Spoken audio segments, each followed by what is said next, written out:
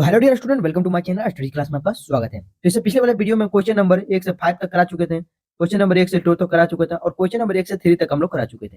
तो जिस स्टूडेंट का एग्जाम 9 जनवरी first sitting MDC paper political science का होने वाला है, उस वीडियो को जरूर देख के जाए, क्योंकि आपका 15 नंबर वाले क्वेश्चन को हम इस वीडियो में करा रहे हैं। तो जिस स्टूडेंट को पूरा वीडियो चाहिए वो प्ले लिस्ट में है, तो जाकर प्ले लिस्ट वाला वीडियो जरूर देख लें, आपका क्वेश्चन वरना छूट भी सकता है। तो चलिए क्वेश्चन को हम लोग देखते हैं। तो क्वेश्चन था हमारा चौथा कि भारत के राष्ट्रपति मानवाधिकार आयोग का गठन, शक्तियों और कार्यों को विवेचना करना है, ठीक है।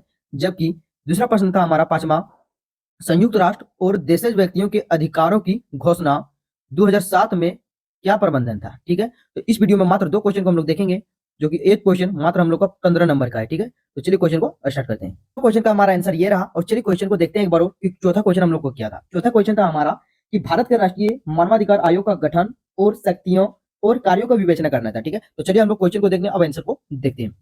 आंसर है हमारा कि भारत के राष्ट्रीय मानवाधिकार यानी एनएचआरसी, ठीक है, वैधानिक संस्था जिसकी गठन मानवाधिकार संरक्षण अधिनियम 1993 के तहत हुई है, जिन मानवाधिकार उल्लंघन की जांच, रोकथाम और जागरूकता बढ़ाने के कार्य करता है। इसके आपके सिविल न्यायालय की शक्तियां हैं, यहाँ सरकार की सिफारिशें और जेलों की निरीक्षण करता है, ठीक है, और अनुसंधान को बढ़ावा देता है, लेकिन इससे सजा देने वाले अधिकार नहीं, या एक परामर्शी दात्री न्यायिक है, ठीक है। इसका गठन को देखते हैं हम लोग, यानी कॉन्स्टिट्यूशन को देखते हैं। इसकी गठन हम लोग का 12 अक्टूबर 1993 में मानवाधिकार का संरक्षण अधिनियम 1993 के तहत हुई है। इसका गठन कब हुआ है? 12 नवंबर 1993 में। जबकि इसकी संरचना को देखते हैं, यह एक बहु सदस्यीय निकाय है जिससे अध्यक्ष और सदस्य दोनों होते हैं।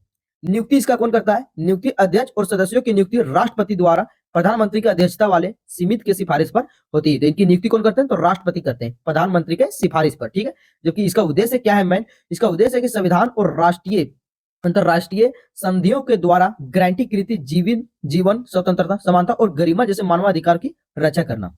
इनकी शक्तियां क्या है? पावर्स क्या है? यानी सिविल न्यायालय की शक्तियां क्या है? यानी एनएचआरसी के पास सिविल न्यायालय की सभी शक्तियां हैं, जैसे किसी को सामान भेजना और शपथ पर गवाही लेना। जबकि जांच करने की शक्ति है और यह मानवाधिकार का उल्लंघन से संबंधित शिकायतों को स्वतः या याचिका में जांच कर सकता है। रिकॉर्ड मांगना है, केंद्रित और राज्य सरकारों की जानकारी की रिपोर्ट मांग सकता है। जबकि जेल निरीक्षण यानी जेलों और संस्थानों के दौर का कैदियों की स्थिति पर निरीक्षण भी कर सकता है। जबकि अंतिम शक्ति इसकी है न्यायिक हस्तक्षेप, यानी मानवाधिकार के उल्लंघन में जुड़े किसी भी न्यायिक मामले में हस्तक्षेप कर सकता है। इनके कुछ कार्य को देखते हैं, यानी फंक्शन को देखते हैं। जांच करना यानी मानवाधिकार के उल्लंघन को जांच करना और सरकार के उचित कार्रवाइयों को सिफारिश करना। इसके परामर्श देना यानी मानवाधिकारों के संरक्षण और संवर्धन के लिए यह सरकार सलाह देना। अनुसंधान यानी मानवाधिकारों के क्षेत्र में अनुसंधान को बढ़ावा देना और जागरूक फैलाना, ठीक है, जागरूकता फैलाना यानी मीडिया और अन्य माध्यमों के लोग के उनकी अधिकार को बराबर शिक्षित करना, ठीक है। सिफारिशें करना यानी संविधान और कानूनों की समीक्षा करना और मानवाधिकार को बेहतर संरक्षण के लिए बदलाव सुझाना। जबकि रिपोर्ट प्रस्तुत करना यानी अपनी वार्षिक रिपोर्ट को राष्ट्रपति को सौंपना और जिसे संसद में दोनों सदन को रखा जाता है। इनकी क्या सीमाएं हैं यानी लिमिटेशन है, ठीक है। पहला है हमारा, यह केवल सिफारिशें करने वाले निकाय इसे दंडित करने और सीधे सजा देने का सिफारिश है, ठीक है। दूसरा है हमारा, यह घटना होने के 1 साल बाद मामलों को जांच नहीं कर सकता है। यह रहा क्वेश्चन नंबर चौथा का आंसर। अब हम लोग क्वेश्चन नंबर 5 में की ओर देखते हैं।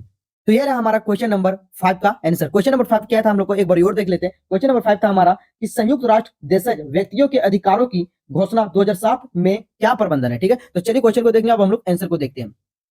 आंसर हमारा रहा कि 2007 में संयुक्त राष्ट्र द्वारा अपनाई गई स्वदेशी लोग अधिकारों पर घोषणा यानी यूएनडीआरआईपी यानी declaration on the rights of indigenous peoples, ठीक है, यानी स्वदेशी समुदाय के वास्तविक सम्मान और कल्याण के लिए न्यूनतम मानकों को स्थापित करती है, ठीक है, जिसमें भूमि, सांस्कृतिक, भाषा और श्वसन, आत्मनिर्णय और सहमति के अधिकार पर जोर दिया है, ताकि उन्हें भेदभाव के बिना अपने अधिकारों और परंपराओं की रक्षा करे और विकास में भाग लेने का अधिकार मिले।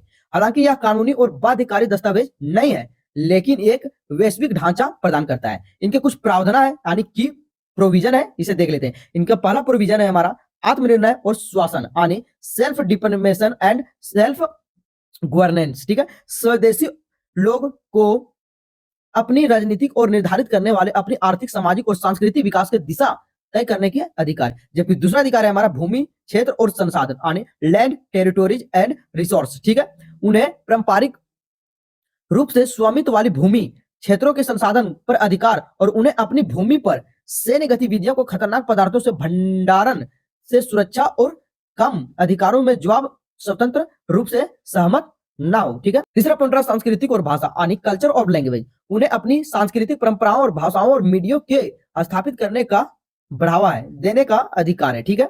और राज्यों को अपनी स्वकीर्ति और विविधता को बिंबित करने के एकदम उठाने चाहिए। जबकि चौथा है हमारा सहमति, यानी कॉन्सेंट।